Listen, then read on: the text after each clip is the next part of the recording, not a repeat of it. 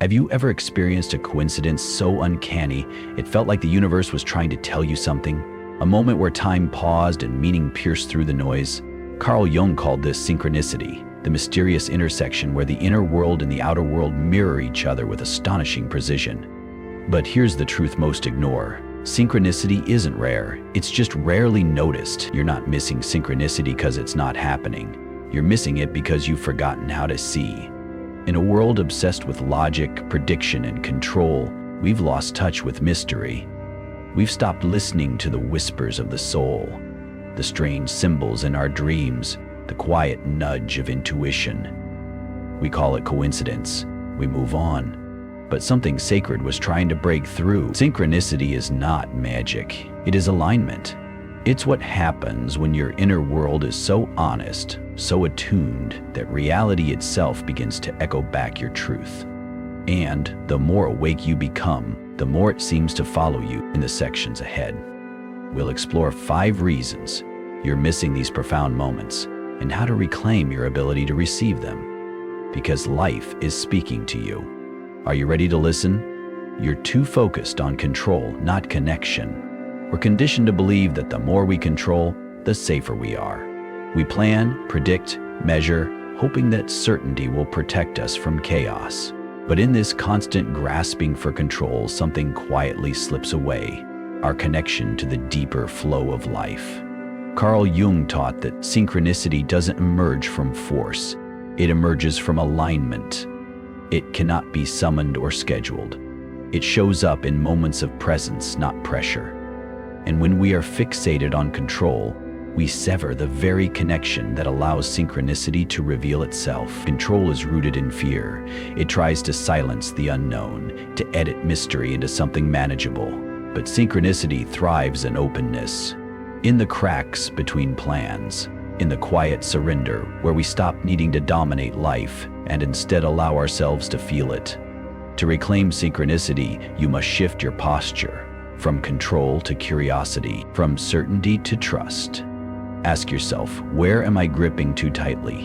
Where am I resisting the unknown? When you loosen your grip, you begin to notice the subtle patterns again. A stranger says exactly what you needed to hear. A book falls off a shelf that answers your deepest question. A door opens just as another one closes. These aren't accidents. They're echoes of connection. Reminders that the universe isn't something to control, but something to converse with. You've forgotten to listen to the inner world. Synchronicity begins within. It is not just an outer event. It is an inner resonance, a moment when your unconscious life speaks and the outer world reflects it back like a mirror. But if you've stopped listening to your inner world, how can you possibly recognize the message when it arrives? In the noise of modern life, the inner voice becomes faint. We fill every pause with distraction. We scroll when we could reflect. We consume when we could contemplate. Slowly, we lose fluency in our own symbolic language. The dreams that used to disturb us now go ignored. The gut feelings we once trusted are drowned out by logic and fear. Jung believed that the unconscious is always speaking. It just rarely speaks in words. It uses images, dreams, patterns, slips of the tongue. The more attuned you are to these subtle expressions, the more you begin to feel when something is aligned. You begin to sense when a moment carries meaning, not just randomness. To rekindle this awareness, you must relearn the art of inner listening. Keep a dream journal, sit in silence, watch for recurring symbols. Listen not just for answers, but for questions. Let your inner world become alive again. Because synchronicity doesn't just come from out there. It starts inside you, and when you listen deeply, life responds in kind, not through noise, but through resonance. You dismiss the symbolic as irrational. We live in a culture that worships the literal.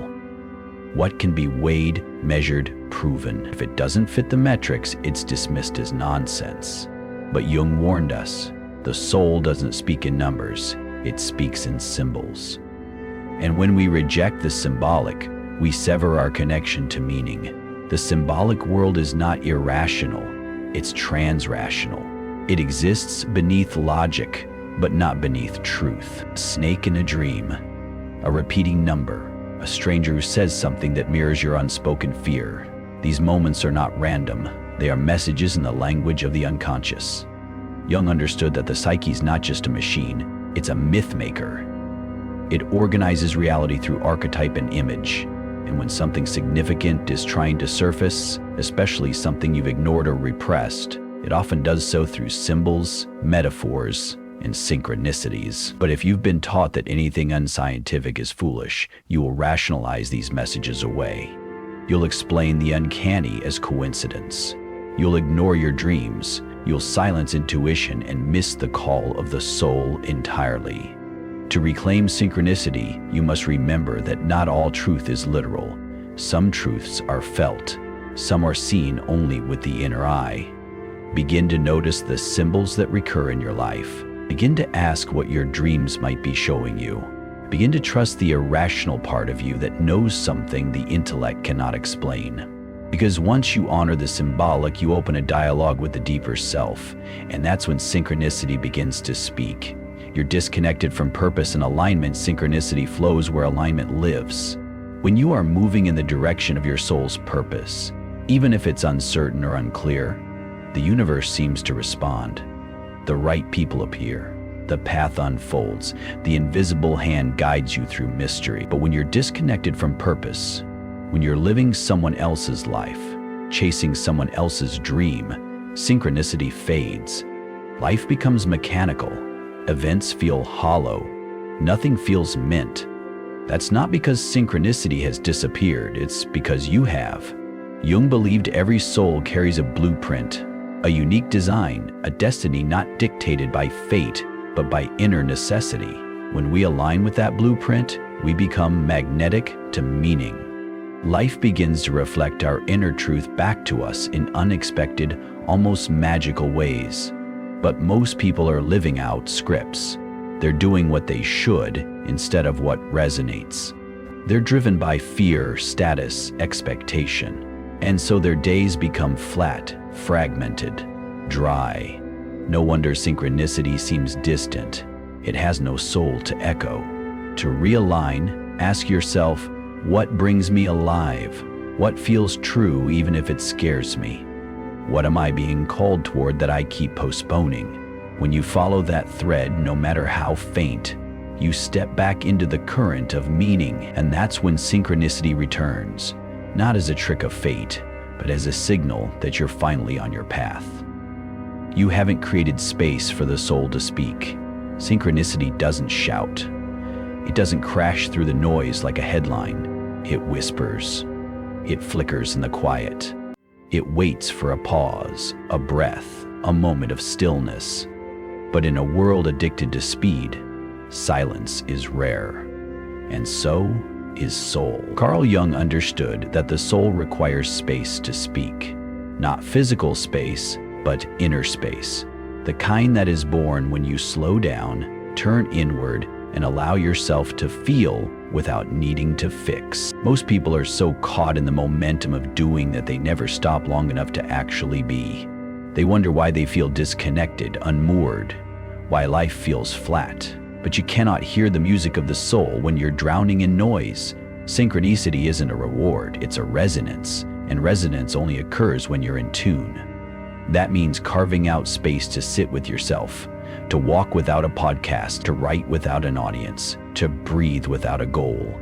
It is in these sacred pauses that life begins to speak. Sometimes it shows up in a phrase that won't leave your mind, a symbol that repeats in different places, a conversation that feels like déjà vu. These are not accidents, they are invitations. But if your inner world is crowded with distraction, they'll pass you by like shadows at dusk.